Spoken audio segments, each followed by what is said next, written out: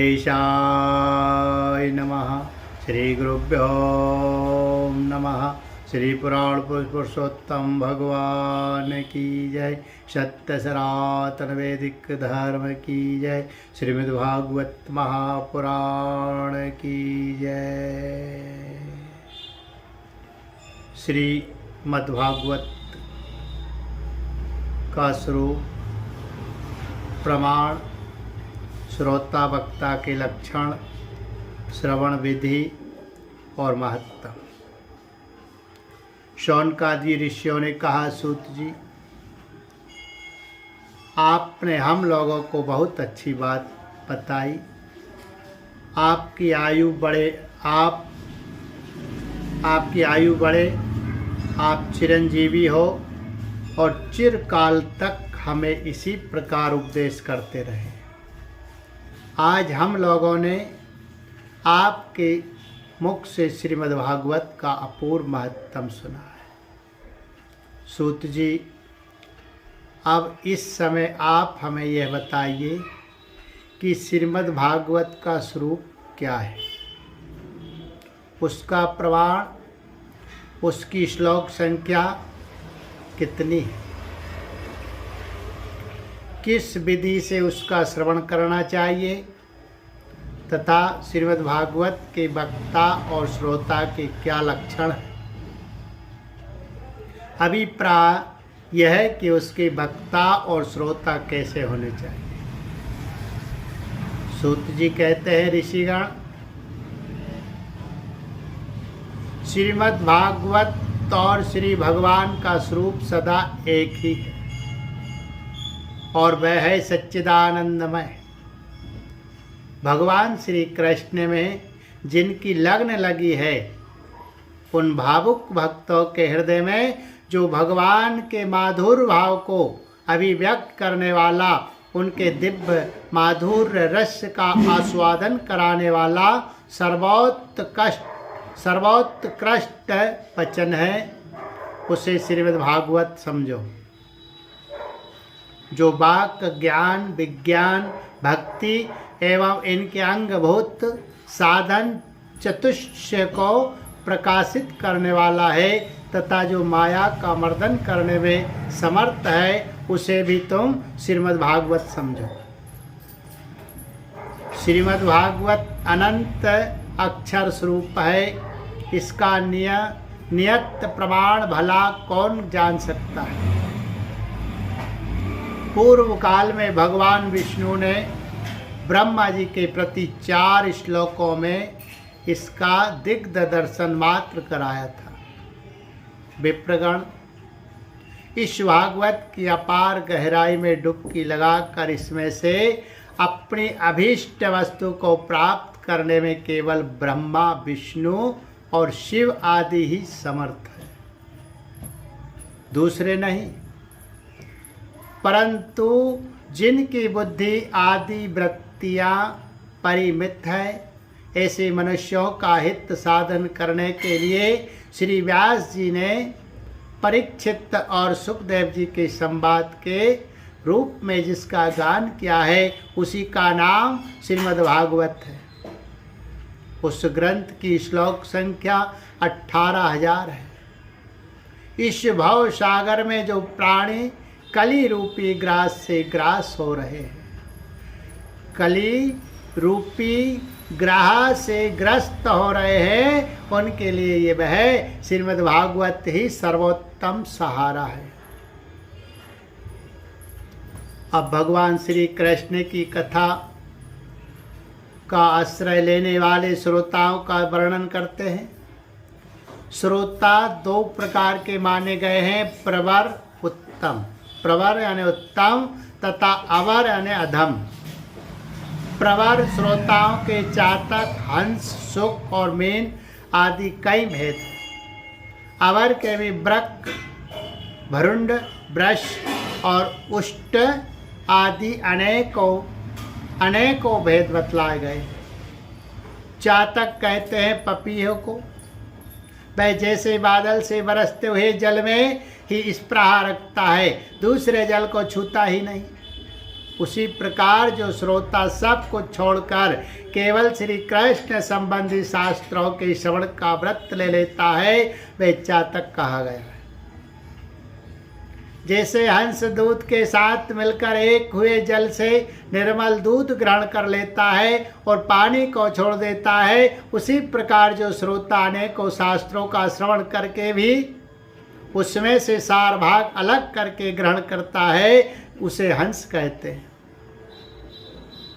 जिस प्रकार भली भांति पढ़ाया हुआ तोता अपनी मधुर वाणी से शिक्षक को तथा पास आने वाले दूसरे लोगों को भी प्रसन्न करता है, उसी प्रकार जो श्रोता कथावाचक व्यास के मुँह से उपदेश सुनकर उसे सुंदर और परिमित वाणी में पुनः सुना देता और व्यास एवं अन्याय मुँह से उपदेश सुनकर उसे सुंदर और परिमित वाणी में पुनः सुना देता और व्यास एवं अन्याय श्रोताओं को अत्यंत आनंदित करता है, वह सुख कहलाता है। जैसे क्षीर सागर में मछली मौन रहकर अपलक आंखों से देखती हुई सदा दुग्ध पान करती रहती है, उसी प्रकार जो कथा सुनते समय निर्मिमेष नयनों से देखता हुआ मुंह से कभी एक शब्द भी नहीं निकालता और निरंतर कथा रस का ही आस्वादन करता रहता है, वह प्रेमी श्रोता मीन कहा गया है। ये प्रवर अर्थात उत्तम श्रोताओं के भेद बताए गए हैं। अब अवर यानी अधम श्रोता बताए जाते हैं। ब्रक कहते हैं भेड़िए को, जैसे भेड़िया बन के भीतर भेड़ों की मीठी आवाज़ सुनने में लगे हुए मृगों को डराने वाली भयानक गर्जना करता है, वैसे ही जो मूर्ख कथा श्रवण के समय रसिक श्रोताओं को उद्विग्न करता हुआ बीच बीच में जोर जोर से बोल उठता है, वह ब्रक कहलाता है। हिमालय के शिखर पर एक भरुंड जाति का पक्षी होता है, वह किसी के शिक्षाप्रद वाक्य सुनकर वैसा ही बोला करता है, किंतु स्वयं उससे लाभ नहीं उठाता। इसी प्रकार जो उपदेश की बात सुनकर उसे दूसरों को तो सिखाए पर स्वयं आचरण में ना लाए, ऐसे श्रोता को भरुंड कहते हैं। भरुंड कहते हैं, ब्रस कहते हैं बैल को। उसके सामने मीठे मीठे अंगूर हो या कड़वी खली, दोनों को एक सा ही मान कर खाता है। उसी प्रकार जो सुनी हुई सभी बातें ग्रहण करता है पर सार और आसार वस्तु का विचार करने में उसकी बुद्धि अंधी असमर्थ होती है, ऐसा श्रोता ब्रस कहलाता है। जिस प्रकार ऊंट माधुर गुण से युक्त आम को भी छोड़कर केवल नीम की ही पत्ती चबाता है, उसी प्रकार जो भगवान की मधुर कथा को छोड़कर उसके विपरीत संसारी बातों में रमता रहता है, उसे ऊंट कहते हैं। ये कुछ थोड़े से भेद यहाँ बताए गए। इनके अतिरिक्त भी प्रवर अवर दोनों प्रकार के श्रोताओं के भ्रमर और गद्दा आदि बहुत से भेद है। इन सब भेदों को उन श्रोताओं के स्वाभाविक आचार व्यवहार से पखारना चाहिए, आचार व्यवहारों से परखना चाहिए। जो वक्ता के सामने उन्हें विधिवत प्रणाम करके बैठे और अन्य संसारी बातों को छोड़कर केवल श्री भगवान की लीला कथाओं को ही सुनने की इच्छा रखे, समझने में अत्यंत कुशल हो, नम्र हो, हाथ जोड़े रहे, शिष्य भाव से उपदेश ग्रहण करे और भीतर श्रद्धा तथा विश्वास रखे। इसके सिवाय जो कुछ सुने उसका बराबर चिंतन करता रहे। जो बात समझ में न आए पूछे और पवित्र भाव से रहे तथा श्री कृष्ण के भक्तों पर सदा ही प्रेम रखता हो, ऐसे ही श्रोता को वक्ता लोग उत्तम श्रोता कहते हैं। अब वक्ता के लक्षण बतलाते हैं। जिसका मन सदा भगवान में लगा रहे, जिसे किसी भी वस्तु की अपेक्षा ना हो, जो सबका सुहृदय और दीनों पर दया करने वाला हो तथा अनेकों युक्तियों से तत्व का बोध करा देने में चतुर हो, उसी वक्ता का मुनि लोग भी सम्मान करते हैं। विप्रगण, अब मैं भारतवर्ष की भूमि पर श्रीमद् भागवत कथा का सेवन करने के लिए जो आवश्यक विधि है उसे बतलाता हूँ, आप सुने। इस विधि के पालन से श्रोता की सुख परंपरा का विस्तार होता है। श्रीमद् भागवत का सेवन 4 प्रकार का है, सात्विक, राजस, तामस और निर्गुण, जिसमें यज्ञ की भांति तैयारी की गई हो, बहुत सी पूजा सामग्रियों के कारण जो अत्यंत शोभा संपन्न दिखाई दे रहा हो और बड़े ही परिश्रम से बहुत उतावली के साथ 7 दिनों में ही जिसकी समाप्ति की जाए वह प्रसन्नता पूर्वक किया हुआ श्रीमद् भागवत का सेवन राजस है। 1 या 2 महीने में धीरे धीरे कथा के रस का आस्वादन करते हुए बिना परिश्रम के जो श्रवण होता है वह पूर्ण आनंद को बढ़ाने वाला सात्विक सेवन कहलाता है। तामस सेवन वह है जो कभी भूल से छोड़ दिया जाए और याद आने पर फिर आरंभ कर दिया जाए। इस प्रकार 1 वर्ष तक आलस और अश्रद्धा के साथ चलाया जाए। यह तामस सेवन भी ना करने की अपेक्षा अच्छा और सुख ही देने वाला है। जब वर्ष, महीना और दिनों के नियम का आग्रह छोड़कर सदा ही प्रेम और भक्ति के साथ श्रवण किया जाए तब वह सेवन निर्गुण माना गया है। राजा परीक्षित और सुखदेव के संवाद में भी जो भागवत का सेवन हुआ था वह निर्गुण ही बताया गया है। इसमें जो 7 दिनों की बात आती है वे राजाओं की आयु के बचे हुए दिनों की संख्या के अनुसार है। सप्ताह कथा का नियम करने के लिए नहीं, भारतवर्ष के अतिरिक्त अन्य स्थानों में भी त्रिगुण, सात्विक, राजस और तामस अथवा निर्गुण सेवन अपनी रुचि के अनुसार करना चाहिए। तात्पर्य है कि जिस किसी प्रकार भी हो सके श्रीमद् भागवत का सेवन उसका श्रवण करना ही चाहिए। जो लोग श्री कृष्ण की लीलाओं के ही श्रवण, कीर्तन एवं रस आस्वादन के लिए ललायित रहते और मोक्ष की भी इच्छा नहीं रखते, उनका तो श्रीमद् भागवत ही धन है। तथा जो संसार के दुखों से घबराकर अपने मुक्ति चाहते हैं उनके लिए भी यही इस अब रोग की औषधि है। अतः इस कली काल में इसका प्रयत्न पूर्वक सेवन करना चाहिए। इनके अतिरिक्त जो लोग नियमों में ही रमण करने वाले हैं, सांसारिक सुखों की ही जिन्हें सदा चाह रहती है, उनके लिए भी अब इस कलयुग में सामर्थ्य, धन और विधि विधान का ज्ञान न होने के कारण कर्म मार्ग, यज्ञ आदि से मिलने वाली सिद्धि अत्यंत दुर्लभ हो गई है। ऐसी दशा में उन्हें भी सब प्रकार से अब इस भागवत कथा का ही सेवन करना चाहिए। यह श्रीमद् भागवत कथा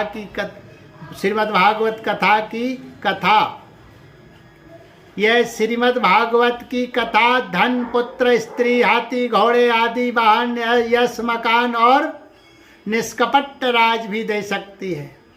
सकाम भाव से भागवत का सहारा लेने वाले मनुष्य इस संसार में मनोवांछित उत्तम भोगों को भोग कर अंत में श्रीमद् भागवत के ही संग से श्री हरि के परम धाम को प्राप्त हो जाते हैं। जिनके यहाँ श्रीमद् भागवत की कथा वार्ता होती हो तथा जो लोग उस कथा के श्रवण में लगे रहते हो, उनकी सेवा और सहायता अपने शरीर और धन से करनी चाहिए। उन्हीं के अनुग्रह से सहायता करने वाले पुरुष को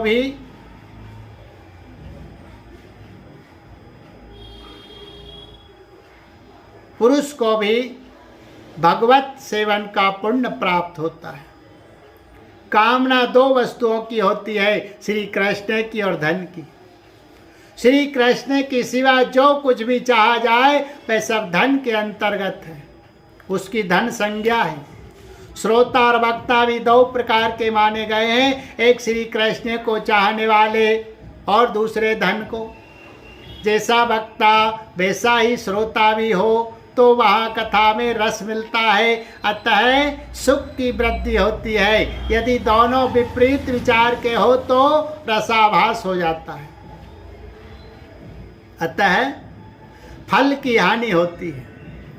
किंतु जो श्री कृष्ण को चाहने वाले वक्ता और श्रोता है, उन्हें विलंब होने पर भी सिद्धि अवश्य मिलती है, पर धनार्थी को तो तभी सिद्धि मिलती है जब उनके अनुष्ठान का विधि विधान पूरा उतर जाए।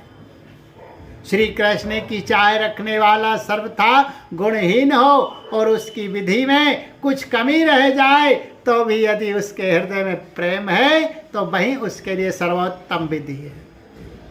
सकाम पुरुष को कथा की समाप्ति के दिन तक स्वयं सावधानी के साथ सभी विधियों का पालन करना चाहिए। भागवत कथा के श्रोता और वक्ता दोनों के पालन करने योग्य विधि यह है, प्रतिदिन प्रातः काल स्नान करके अपना नित्य कर्म पूरा कर ले, फिर भगवान का चरणामृत पीकर पूजा के समान से श्रीमद् भागवत की पुस्तक और गुरुदेव व्यास का पूजन करें।